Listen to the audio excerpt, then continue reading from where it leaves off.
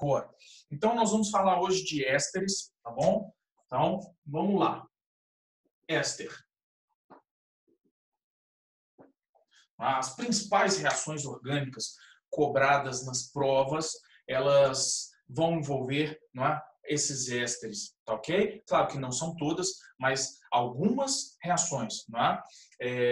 Os ésteres vão aparecer, tá bom? E como caracterizar esses ésteres? Existem várias definições, tá bom? Uma que eu gosto bastante. Esses ésteres, eles podem ser considerados como derivados de ácidos carboxílicos, não é? Nós vimos que os ácidos carboxílicos, eles têm exatamente aqui, ó, essa fórmula, né, geral. Isso aqui é um ácido carboxílico, ok?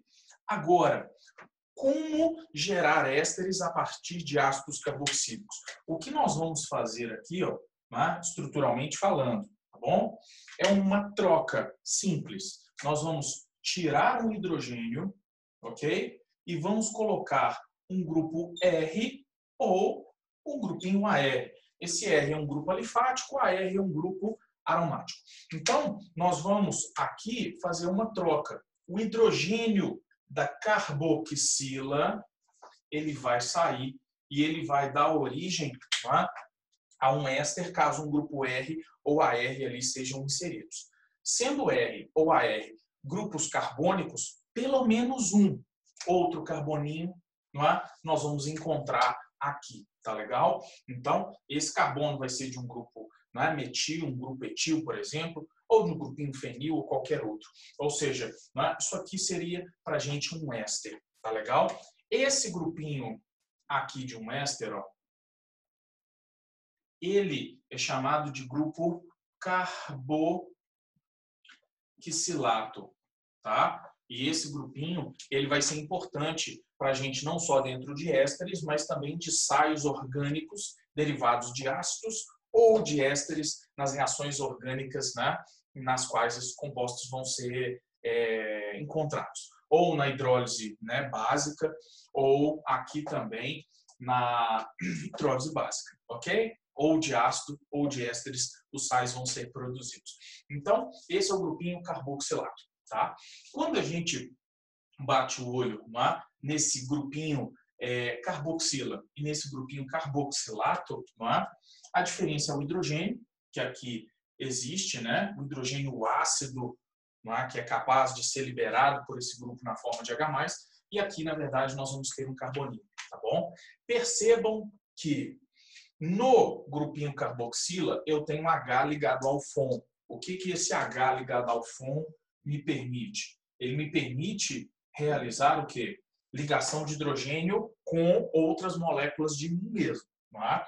Quando eu bato o olho nesse carboxilato, ele tem os oxigênios, mas não existe H ligado a flúor, oxigênio ou nitrogênio, que é o FON, como existe no ácido. Aqui não existe esse H ligado ao FON. Ou seja, os ésteres, eles não são capazes de realizar ligações de hidrogênio entre suas moléculas, tá bom? Eles vão realizar entre suas moléculas a interação intermolecular que nós chamamos de dipolo permanente, tá bom? Ou dipolo, ok? E essas ligações, claro, vão ser destrinchadas melhor no capítulo de propriedades fisicoquímicas. Aqui eu as estou citando. Como, não é, os ácidos eram representados de forma genérica, nós representamos assim, ó, RCOOH, não é? Ou RCO2H. No caso, não é, dos ésteres, a representação é muito parecida, só que esse hidrogênio não existe. Então, nós vamos representá-lo assim, ó, RCOOR, ok? Ou AR, mas eu vou usar o R aqui de forma, né, genérica.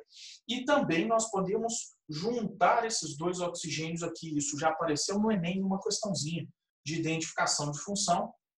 E o éster, ele estava assim, ó, CO2. Então, RCOO ou RCO2R, tá bom? Essa é a representação genérica de um éster.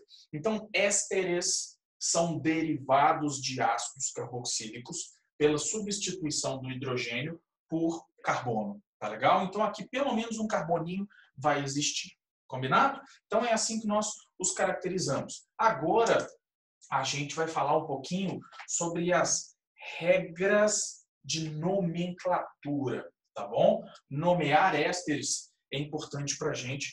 Então, vamos abrir essa estrutura aqui no quadro para que a gente possa colocar as regras que vão nos interessar, tá bom? Então, vamos ver aqui como nomear esses compostos. Ésteres e éteres, eles vão apresentar nomes compostos, tá bom? Ou seja, nós vamos usar ali mais de um pedacinho para nomeá-lo, tá bom? Então, quando eu pego um éster, eu vou ter R, C dupla O e um R, ok? Essa é uma forma genérica, tá bom? Como nomear esses ésteres? Sempre, sempre, independentemente do tamanho, galera. O carbono, onde eu tenho a carbonila, esse carbono ele está na cadeia principal. Ou seja, essa aqui ó, é sempre para a gente a cadeia principal, a CP, tá bom? Independentemente do tamanho dela. A cadeia principal é sempre a cadeia que tem esse carbono da carbonila. Por quê? Porque esse carbono é o carbono funcional, tá bom? Então, eu tenho a cadeia principal e esse outro grupinho aqui, ó, ele vai ser para a gente o nosso grupo ligante, tá? Então, ao nomearmos os ésteres, nós vamos ter que dar nome à cadeia principal e vamos ter que dar nome também ao grupinho ligante, tá bom? E como é que nós vamos fazer isso? Da seguinte forma. Essa cadeia principal, ela vai ter a terminação OAto, ok? D, e esse grupinho ligante, né, ele vai ter aqui a terminação no gênero feminino. Metil, etil, isopropil, não é? Nós nomeávamos esses grupos ligantes usando a terminação il. Nos ésteres, a terminação vai ser aqui no gênero feminino. Então, se eu tiver um metil, nós vamos chamá-lo de metila. É só colocar um azinho. Então, eu preciso conhecer os grupos ligantes que foram usados lá em nomenclatura de hidrocarbonetos, como ramificações, e foram usados também nas funções anteriores. Tá? Esses grupinhos precisam, por nós, serem sabidos. Então, nós vamos fazer exatamente isso. A cadeia principal com terminação OAto e o grupinho ligante com terminação ILO. Por exemplo, ó, vamos aqui para o primeiro exemplo. E aí nós vamos trabalhar vários para essa nomenclatura ficar extremamente afinada, porque ésteres são muito importantes para a gente.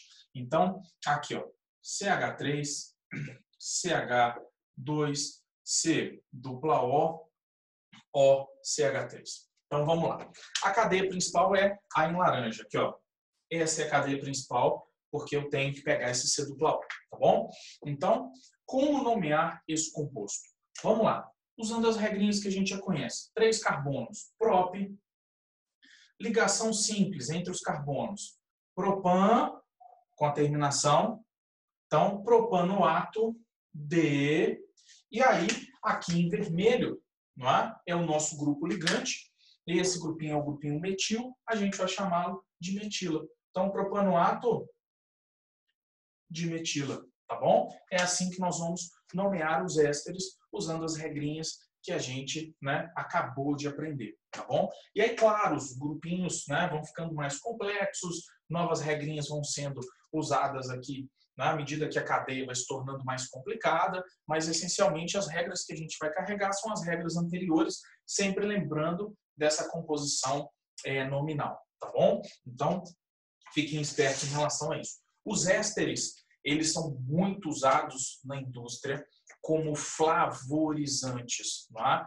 Ou seja, eles são usados para dar cheiro ou aroma, não é? Gosto aos alimentos, de forma a imitar não é? os corantes, não é? Ou as substâncias que dão sabor de forma natural, tá bom? Então, os ésteres, eles são muito usados na indústria dessa forma, tá bom? Então, existem vários ésteres, por exemplo, nos dão o gostinho do abacaxi, da banana, e de muitas outras frutas, tá bom? E são usados em alimentos, ok? Então, os ésteres são muito importantes para a gente, tá? Então, vamos nomear mais exemplos. Esse é só o primeiro de muitos, tá? Então, a gente tem que treinar muito essa nomenclatura, né, em funções orgânicas, porque em breve, quando a gente vai trabalhar a parte de isomeria, a gente vai muitas vezes trabalhar, não é, com a nomenclatura e isomeria ao mesmo tempo. Eu vou te dizer assim, o propanoato de metila é isômero do ácido butanóico. Eu preciso montar essas estruturas a partir do nome. Então, saber nomear e saber montar a partir do nome vai ser importante para a gente. São ferramentas, são instrumentos para a gente aprender outras coisas, tá bom? Então, vamos lá, aqui, ó. Exemplo 2. Eu vou nomear um outro éster. Olha o que eu vou fazer agora, ó. C-O, O, e aqui eu vou colocar esse grupinho. Então, como nomear esse éster? Não é? A cadeia principal é a maior. Não, pode parar aí. A cadeia principal é sempre a cadeia na qual o carbono da carbonila está presente. Ah, Cris, só tem um carbono ali. Não interessa. A cadeia principal de um éster ela vai ter no mínimo um carbono, que é o carbono do C-O, tá bom? Então, ali só tem um carboninho, não é? E em vermelho aqui, ó, a gente tem o grupo ligante. Que grupo ligante é esse? Você tem 3 carbonos e se liga no carbono do meio. Esse grupinho é o grupinho isopropil. Então, um carbono met. Se só tem um carbono, a gente usa o an, né? Metanoato de, isso é o isopropil, a gente vai usar no gênero feminino, isopropila, tá bom? Então é assim que a gente vai nomear ésteres, ok? Ah, Cris, esses ésteres estão muito simples. Vamos dar uma complicada? Vamos, né? Nenhum problema. Aqui, ó. Exemplo 3. CH3, CH, CH, CH2. Agora eu já vou representá-lo assim, ó, COO, sem ter que abrir esse pedacinho, tá bom? Então, CH2, CH3, ok? Então, o que eu introduzi de variável neste caso? Na minha cadeia principal, que é essa aqui, ó, com 5 carbonos, eu acabei de introduzir a variável insaturação. Eu pus uma dupla ali e a gente vai ter que nomeá-la, né, usando os conceitos que nós já aprendemos. E aí depois, claro, eu crio ramificações e outras variáveis mais. Então, o que nós vamos fazer? Se eu tenho que identificar a posição dessa dupla, eu tenho que numerar minha cadeia, não é? E galera, o carbono da carbonila sempre vai estar na ponta da cadeia principal. Esse é para a gente sempre o carbono de número 1, tá bom? Então, 1, 2, no terceiro carbono a dupla se inicia. Então, como é que nós vamos chamá-lo? Aqui, ó, 1, 2, 3, 4, 5, pente. Agora eu preciso dizer onde a dupla está, no terceiro carbono. Então, 3, N, com qual terminação na cadeia principal? O ato. Então, pente 3, enoato, D, esse grupinho aqui é o grupinho etil, que nós vamos usar o gênero feminino para ele. Ao invés de chamá-lo de etil, você vai chamá-lo simplesmente de etila, ok? Então, é isso que a gente faz para nomear os ésteres, caso uma insaturação exista. Ah, Cris, e se você colocar ali ramificações? Uai, vamos lá. Exemplo 4, ó. Ok? Então, vamos ter aqui, ó, CH3, CH3. Vamos colocar alguns, né, grupinhos aqui. C-O, O. E aqui eu vou colocar esse pedacinho como grupo ligante, tá bom? Então, vamos lá. Temos que numerar essa cadeia. Cadeia carbono 1 está aqui, ó, na cadeia principal. Carbono 1, 2, 3. Opa, vamos por partes. 3, 4, 5, 4, 5. Então, eu tenho 2 cadeias com 5 carbonos. Mas, vamos lá. Se eu pegar a cadeia linear, carbono 1, 2, 3, 4, 5, aí eu vou ter 2 ramificações. Se eu descer 4, 5 eu vou ter uma ramificação. Não se esqueçam, se eu tenho duas cadeias de mesmo tamanho, a gente sempre pega a mais ramificada, tá bom? Então eu vou em linha, porque aí eu fico com duas ramificações. Carbono 4 e carbono 5. Então quais são os grupinhos que eu tenho aqui, ó? Aqui eu tenho o grupinho metil, aqui eu tenho o grupinho etil. E a citação de grupos diferentes é sempre feita em ordem alfabética. Então, como é que nós vamos chamar essa coisa horrorosa? Aqui, ó, 3-etil, 3-etil. Agora, aqui, ó, 4-metil, 4-metil, ok? Depois vem, ó, 1, 2, 3, 4, 5, pentanoato, pentanoato, D. E aí, como é que nós chamamos, né, esse anelzinho aromático, né, quando ele é um grupo ligante? Então, o benzeno, quando ele é uma ramificação, ele é chamado de grupo fenil. Então, nós vamos chamá-lo aqui de fenila. Ok? Então, é assim que a gente vai nomear os ésteres, tá bom? Claro, entendendo que existe uma composição nominal, vocês estão vendo que eu preciso dar dois nomes, um nome à cadeia e um nome ao grupo ligante, tá bom? E, ao nomear a cadeia principal, nós vamos aqui dizer, dentro desse nome da CP, né, todas as informações que forem necessárias, referente à posição de duplas ligações, né, caso existam 2, 3, 4, não sei quantas, e também, não é, vamos dizer que existem grupos ali ligantes, citando-os sempre em ordem alfabética, tá bom? Então é assim, gente, que os ésteres vão ser nomeados, tá legal? Agora, vamos falar um pouquinho de algumas outras coisas importantes em relação aos ésteres, tá bom? E aí, não é, nós vamos fechar essa função, tá? Então, aqui, ó. Vamos lá. O que a gente tem, né, para acrescentar em relação aos ésteres nesse momento?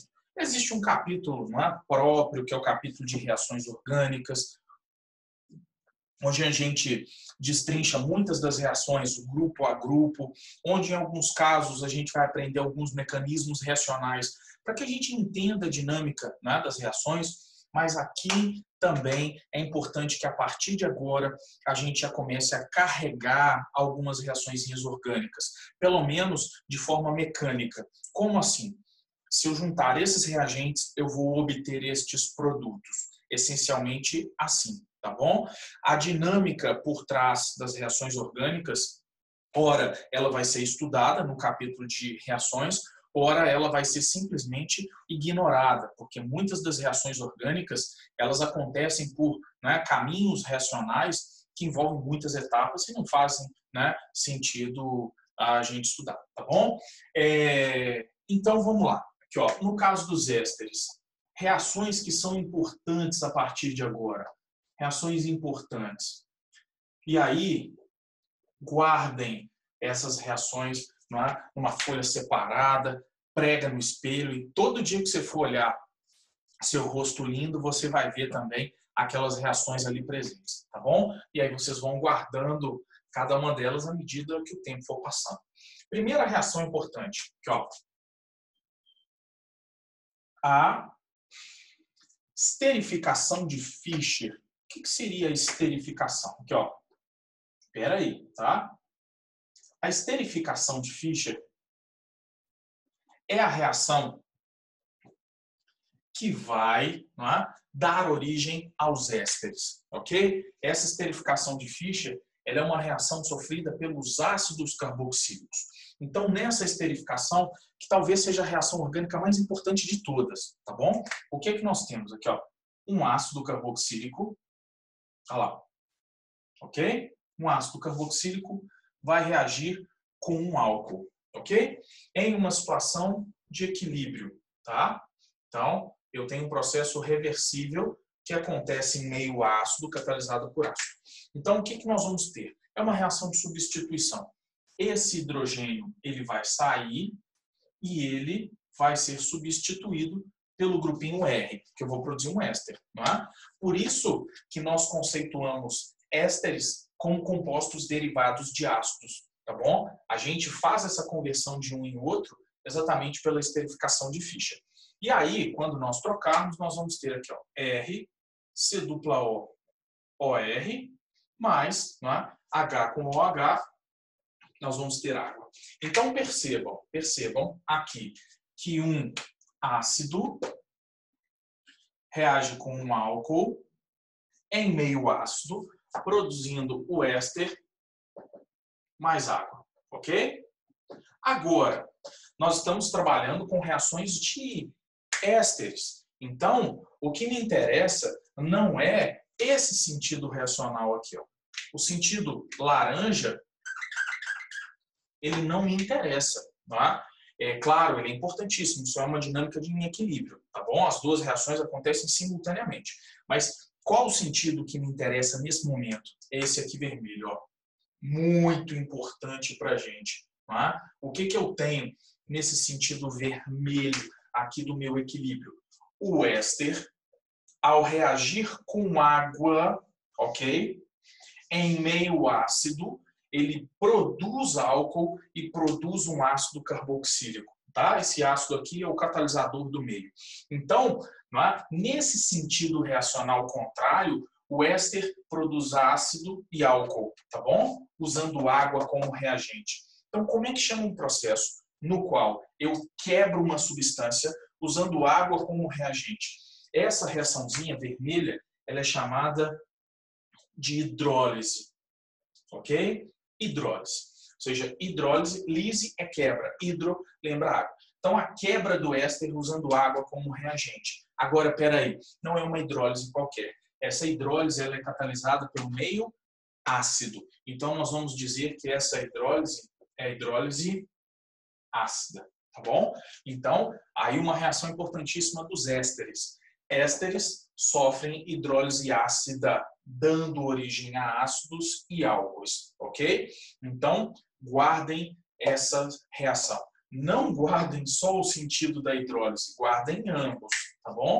A esterificação é uma reação na qual eu parto do ácido e a hidrólise é a reação na qual eu parto do meu éster, tá bom? Então, presta atenção aqui no exemplo, ó. Ó, vou usar o ácido acético e vou usar o etanol, ok?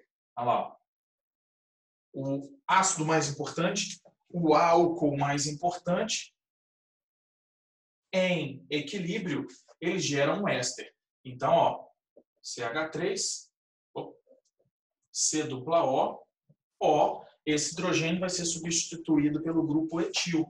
Então, nós vamos ter aqui CH2, CH3, mais a água, tá? Então, esse é um equilíbrio importantíssimo para a gente, tá? É um equilíbrio que acontece, por exemplo, nas bebidas alcoólicas. O álcool ali presente nas bebidas, ele é oxidado, e quando ele é oxidado dando origem a ácido acético, não é?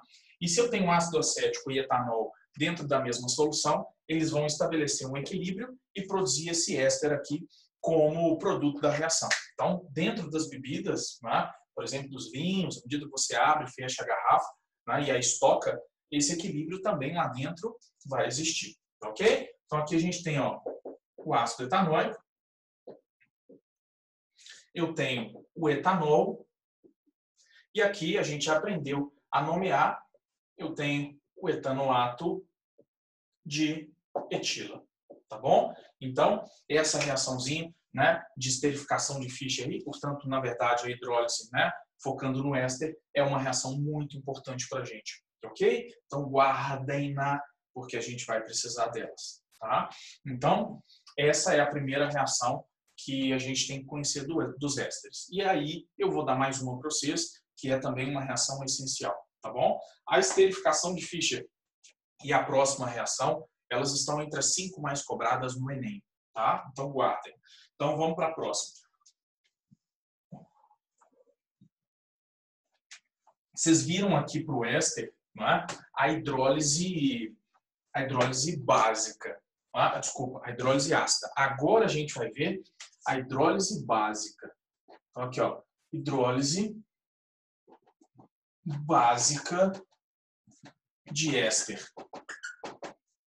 Então, o que eu posso obrigatoriamente saber em termos de reação? A hidrólise ácida e a hidrólise básica. Então, nós vamos aqui, ó, partir de um éster, R, C-O, O, R, e eu vou aqui reagir com uma base, tá bom? Base inorgânica, nesse caso, vou usar o hidróxido de sódio, que é a base mais comum, né, para a gente. E o que nós vamos aqui fazer? É uma reação de substituição, tá bom? O éster, ao reagir com uma base, ele vai trocar esse grupinho R ligado ao oxigênio sp3, tá bom, gente? Você vai trocar o R ligado no oxigênio sp3. Não tira esse R ligado na carbonila, não, porque senão você erra, tá bom? Aqui você não mexe, ó. Essa é a cadeia principal, tá bom? Você vai trocar sempre o R ligado no O, beleza? Então, nós vamos trocar esse R pelo sódio, né? Ou potássio, ou cálcio, qualquer um que ali esteja. Então, aqui nós vamos obter R, C-O, Na nesse caso, mais ROH. O que eu estou observando aqui nesse caso? Que um éster, ao reagir com uma base, ele produz um sal orgânico e ele produz também aqui um álcool com produtos dessa reação, tá bom? Então, esse sal orgânico, ele é importantíssimo para a gente também. Então, éster mais base produz sal e álcool, ok? Diferentemente da hidrólise anterior, na qual o éster, em hidrólise ácida, produz ácido e álcool. Então, o álcool continua sendo produzido. A diferença é que lá eu produzia o ácido e aqui eu produzo o sal, tá bom? Um exemplozinho para a gente aqui, ó. CH3. Ó, vou usar o mesmo éster do exemplo anterior e eu vou reagi-lo aqui com NaOH. Então, ao realizar a minha troca, trocando o R pelo Na, o R sai, o Na entra. Nós vamos obter o seguinte sal, CH3, C-O, Na, mais o etanol como produto, não é, da minha reaçãozinha. Ok? Então, por exemplo, nessa hidrólise, eu vou sentir um cheiro característico, não é? Que é o cheiro, não é, do álcool ali, por exemplo, sendo exalado dentro do meu sistema. Ok? Então, é isso que a gente precisa fazer em relação a essa reação de ésteres. Tá legal? Então, a reaçãozinha de hidrólise básica de éster, muitas vezes, a gente se refere a ela, não é, pelo termo saponificação. Essa reaçãozinha, ela é chamada de reação de saponificação, tá bom? Uma reação orgânica importantíssima, portanto, para a gente. As provas adoram, o Enem adora, já cobrou isso aqui milhões de vezes, tá bom? Agora, por que é chamada saponificação? Porque ela é uma reação que produz sapo, não é? Não, claro que não, né? Ela produz aqui para a gente sabões, tá bom? Então, essa hidrólise básica de éster é a reação mais acessível para a gente no dia a dia, na qual eu consigo produzir sabões a partir dos meus reagentes. Mas não é qualquer éster que produz sabão, não é? Esse sal orgânico aqui, por exemplo, né, que é o produto da minha hidrólise básica, ele não é um sabão para a gente. Ok? Então, a reação se chama hidrólise básica de éster. Mas eu não posso dizer que toda reação de hidrólise básica é saponificação.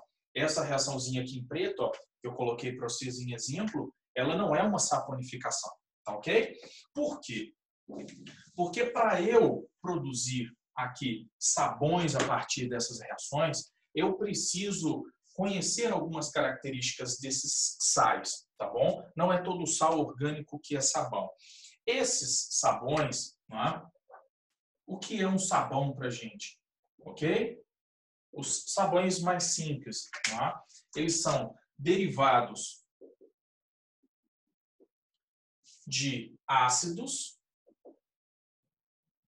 ou ésteres derivados de ácidos. Ah, Cris, mas que redundância? Não, não é uma redundância. Porque os sabões são derivados de ácidos ou ésteres derivados de ácidos, porque os ésteres derivam de ácido, a gente viu isso no início da aula, tá ok? Que apresentam 12 ou mais carbonos. Então, nós vamos aqui, obrigatoriamente, né, precisar que os reagentes ésteres ou os reagentes ácidos, lá na hidrólise ácida, hidrólise básica de ácidos, esses ácidos ou ésteres utilizados, eles tenham cadeias carbônicas extensas. Então, os sabões, eles derivam de ácidos graxos, ou seja, eles precisam ser sais orgânicos com cadeia carbônica extensa, tá? Aí sim eu posso dizer que o meu sal ele vai agir e funcionar como um sabão, tá bom? Nossa, uma aulinha de sabão eu gastaria um tempo enorme, porque tem muita coisa legal para a gente falar sobre sabões. Mas para que a gente possa destrinchar, né, sabões e entender muito bem o comportamento, eu preciso, primeiro, entender interações intermoleculares. Então, a gente tem um capítulo de propriedades físico-químicas para isso. E eu preciso também entender um pouquinho, muito bem, a parte de acidez e basicidade dentro da teoria de Bronsted. Então, uma aula destrinchando sabões, destrinchando micelas, né? Destrinchando aqui o comportamento desse sabão em um meio ácido, em um meio básico, isso nesse momento não se encaixa, tá bom? Mas para que eu seja sabão, eu preciso apresentar essa fórmula geral aqui, ó. A fórmula geral de um sal orgânico que vai ser um sabão. Eu obrigatoriamente vou precisar aqui, ó, apresentar essa característica, ó. Pensando-se em sais derivados de ácidos, tá bom? Nós vamos ter uma cadeia carbônica extensa, então eu preciso ter uma cadeia grande, com 12 ou mais carbonos, tá? Então aqui, ó, maior ou igual a 12 carbonos. Ou seja, tem que ser um ácido graxo ou um éster de ácido graxo para que isso aconteça, tá bom? E eu vou precisar aqui, ó, de uma parte iônica, tá? Que vai ser a nossa parte derivada do grupo carboxilato. Então, tanto o ácido carboxílico, quando reage com uma base, quanto o éster, quando sofre a sua hidrólise básica, esse pedacinho ele vai ser produzido. Então, para que eu seja sabão e, portanto, possa agir como uma substância ali que vai remover qualquer tipo de sujeira, eu obrigatoriamente preciso apresentar essas duas características. Uma cadeia carbônica extensa e uma parte iônica, que vai estar na pontinha derivado de ácido ou derivado de éster. Ok? Então, essencialmente, essa é a característica para que eu seja um sabão. Muito cuidado, isso já caiu no Enem, tá bom? Ele dava 5 estruturas, letra A até a letra E, e ele me perguntava, dentre as estruturas, qual era um sabão. Nós tínhamos ali só 2 substâncias que eram sais, tá ok? Então, nós ficaríamos já entre 2 respostas. Mas um sal tinha cadeia pequenininha e o outro sal tinha cadeia grande. Para eu ser sabão, eu tenho que ser um sal com cadeia grande, tá? E aí depois nós vamos ver a atuação, quanto à interação com a parte polar, interação com a parte apolar. A gente tem mais coisas por trás aqui que não vão ser destrinchadas nesse momento, porque a gente precisa de mais conhecimento para conseguir agregar tudo que dentro dessa aulinha nós poderíamos falar, tá bom? Agora, só para a gente fechar, ao nomear esses sais, a nomenclatura dos sais ela é bem simples. A nomenclatura do sal ela é absolutamente igual à nomenclatura do éster, ok? Claro, gente, exceto pela citação do grupo. Olha aqui, ó. Esse sal que apareceu para vocês no exemplo anterior, desculpa, esse éster, que apareceu no exemplo anterior, isso aqui é uma cetona, esse éster que apareceu no exemplo anterior. Como é que nós o chamamos? Aqui de etanoato de etila. Se eu pegar um sal, CH3, C-O-O, O-Na, que foi produzido aí. Como é que eu vou chamar esse sal? Absolutamente igual ao éster. Aqui, ó, etanoato de, só que não mais etila, mas agora eu tenho um cátion, que vai ser um metal, né? Sódio, cálcio, né? Potássio, alumínio, qualquer um que seja. Então, etanoato de sódio. Então, a única diferencinha é exatamente essa. Aqui eu tenho etila, aqui eu tenho sódio, mas a base da nomenclatura ela é absolutamente idêntica. Tá ok? Então, é isso, galera. Ésteres são muito importantes para a gente, tá bom? Se eu pudesse guardar, né, tudo de algumas funções, eu guardaria de álcoois, de ácidos, de ésteres e guardaria também das aminas, tá bom? São as funções que mais vão aparecer no decorrer da química orgânica, no rolar, né, do nosso ano, tá bom? Então, fechamos